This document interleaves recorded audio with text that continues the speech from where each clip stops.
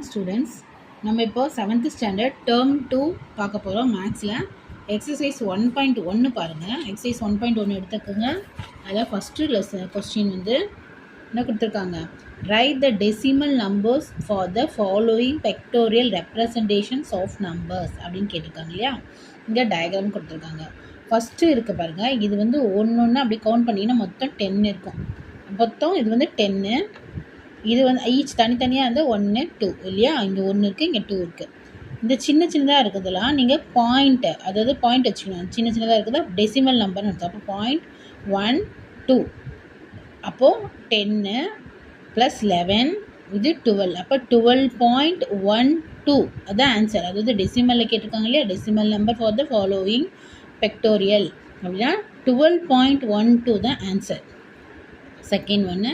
அப்போ இது எவ்வளோ, 10, இது 20, இது 21, இங்கே 0.123 அப்போ 21.3 இதுதான் ஆன்சர். இப்போ நம்ம பார்க்க போகிறோம்.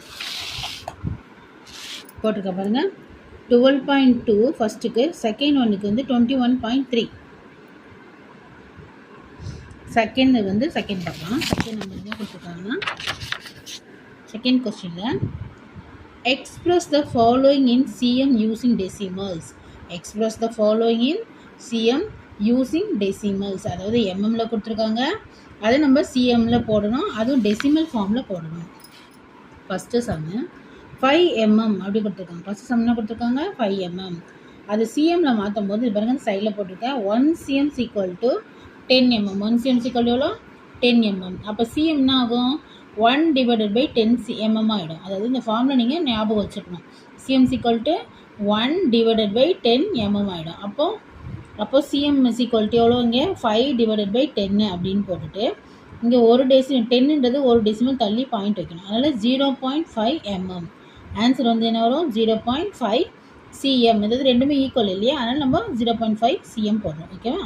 செகண்ட் சம் 9 mm கொடுத்துருக்காங்க. சேம் அதே மாடல் தான். 9/10 mm = 0.9 cm. அதாவது 0 தூக்கிட்டு ஒரு டெசிமல்னால 0.9 cm.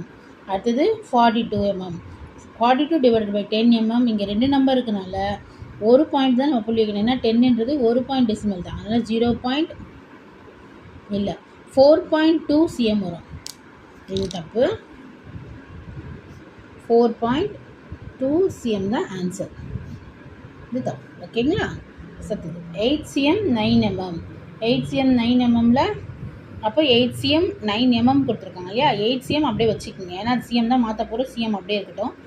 9 mm கொடுத்துருக்காங்க இல்லையா, அதை நம்ம இப்போ cm மாற்றணும். அதுக்கு என்ன பண்ணணும், அது என்ன ஆகும், 0.9 ஆகும். அப்போ 8 + 0.9 இல்லையா, அப்போ 8.9 cmன்றது தான் ஆன்சர்.